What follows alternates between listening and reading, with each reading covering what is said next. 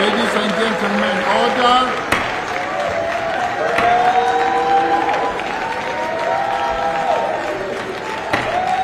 Order, please.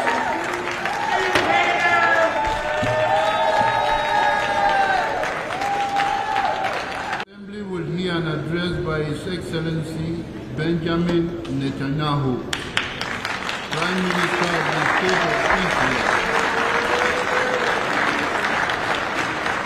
I request protocol to escort His Excellency and invite him to address the Assembly. জাতিসংঘের সাধারণ পরিষদের অধিবেশনে ভাষণ দিয়েছেন দখলদার ইসরায়েলের প্রধানমন্ত্রী বেনিয়ামিন নেতানিয়াহু। শুক্রবার ২৭ সেপ্টেম্বর তিনি ভাষণ দেন। তবে তিনি মঞ্চে ওঠার পরই সেখানে উপস্থিত অনেক রাষ্ট্রপ্রধান এবং তাদের প্রতিনিধিরা বের হয়ে গেছেন।